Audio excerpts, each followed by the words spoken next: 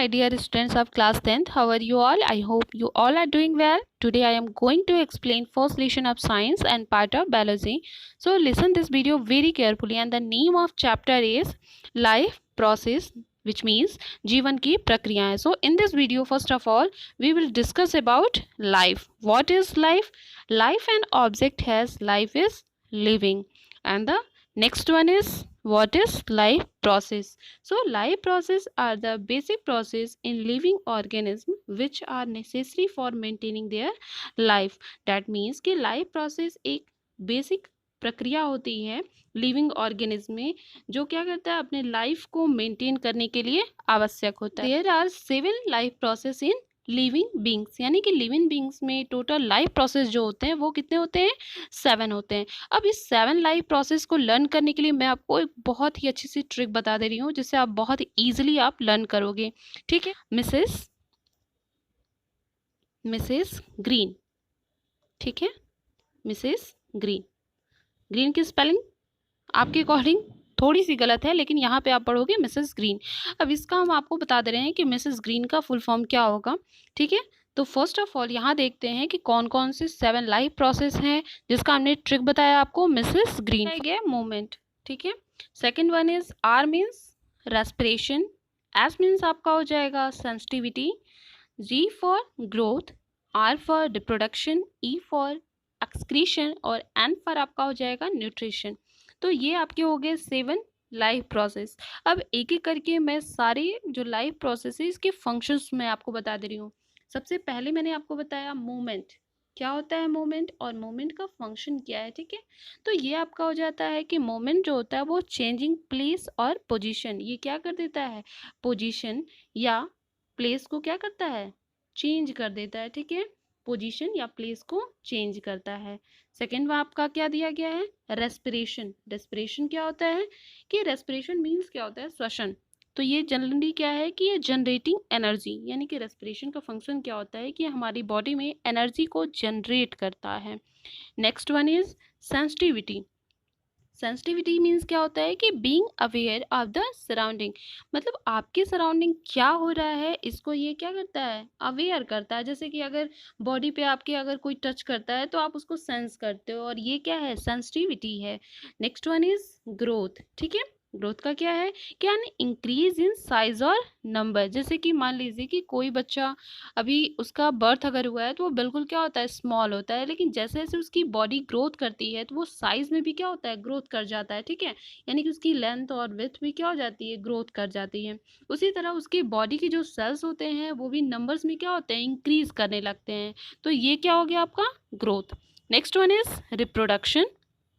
अब यहाँ दिया गया है कि रिप्रोडक्शन का मतलब क्या है कि रिप्रोडक्शन का फंक्शन होता है कि क्रिएटिंग न्यू इंडिविजुअल्स, यानी कि रिप्रोडक्शन एक ऐसी लाइफ प्रोसेस है जिसमें कोई भी नए इंडिविजुअल्स क्या होते हैं? क्रिएट होते हैं, यानी नए नए इंडिविजुअल्स फॉर्म होते हैं. ठीक है.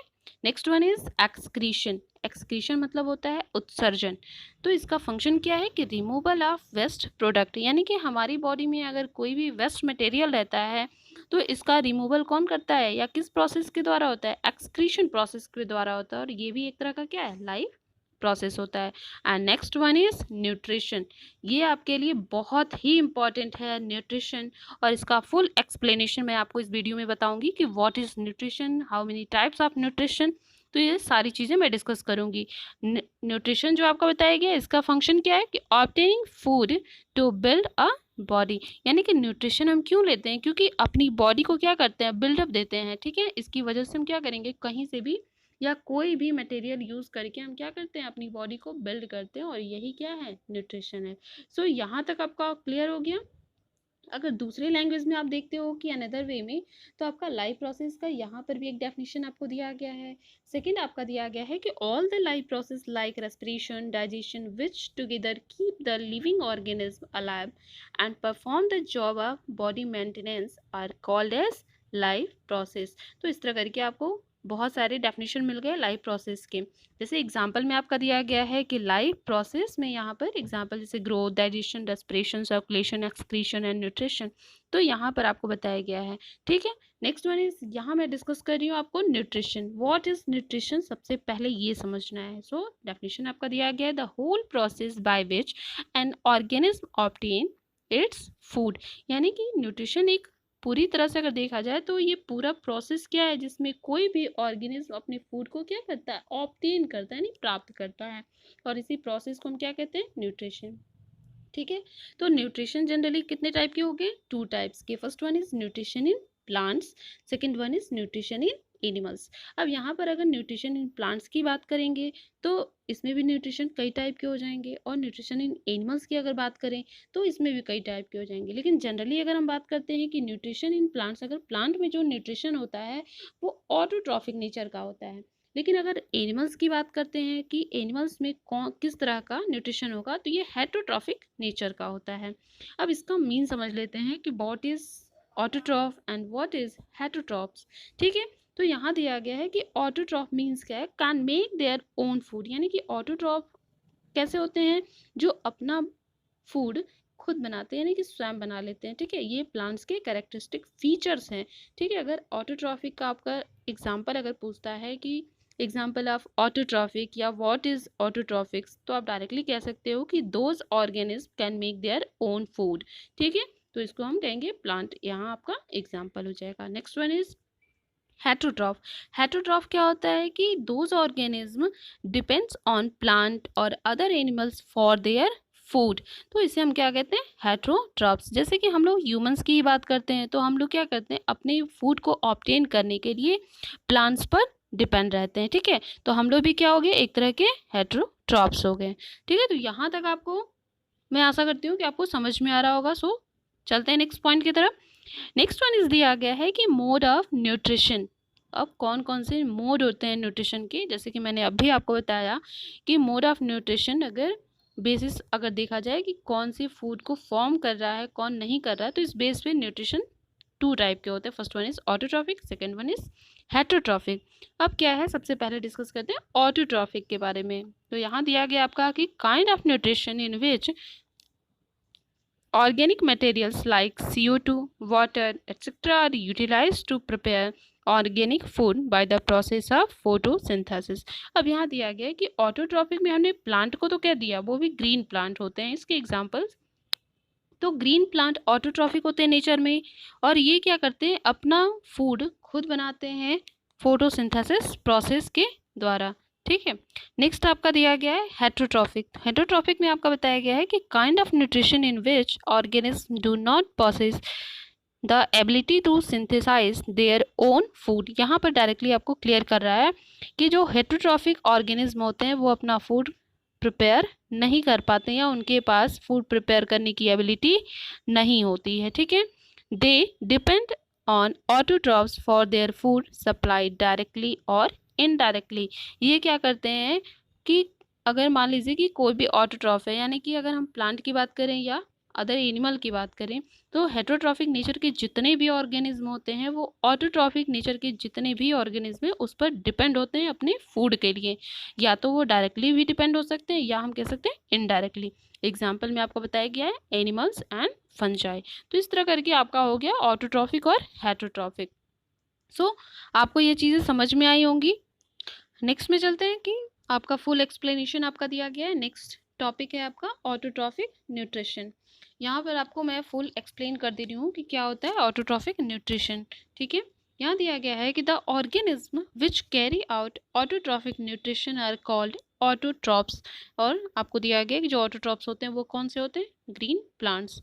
यहाँ दिया गया है कि अगर एग्जाम्पल की बात करते हैं कि ऑटोट्रॉप्स जो होते हैं वो सिंपल ऑर्गेनिक मटेरियल का यूज़ करके और उसे कॉम्प्लेक्स हाई एनर्जी मॉलिक्यूल में कन्वर्ट कर देते हैं। ठीक है, जैसे आपको दिया गया है कि अगर अभी हमने आपको बताया कि जो ऑटोट्रॉप होते हैं वो कार्बन डाइऑक्साइड, वाटर ये एब्जॉर्ब करते हैं, जैसे कार्बन डाइऑक्साइड एटमॉस्फेयर से, वाटर जो होता है ये सॉइल से या अर्थ से लेते हैं, और उसके बाद सनलाइट के प्रेजेंस में क्या करते हैं, सिंपल ऑर्गेनिक मटेरियल ले लिए, और लेने के बाद इसको क्या करते हैं एक कॉम्प्लेक्स फॉर्म में, कॉम्प्लेक्स फॉर्म यहाँ क्या बन जाएगा, कार्बोहाइड्रेट, और कार्बोहाइड्रेट एक कॉम्प्लेक्स फॉर्म हो जाता है तो इसमें कन्वर्ट कर देते हैं। तो ये प्रक्रिया हो जाती है ऑटोट्रॉफिक न्यूट्रिशन में।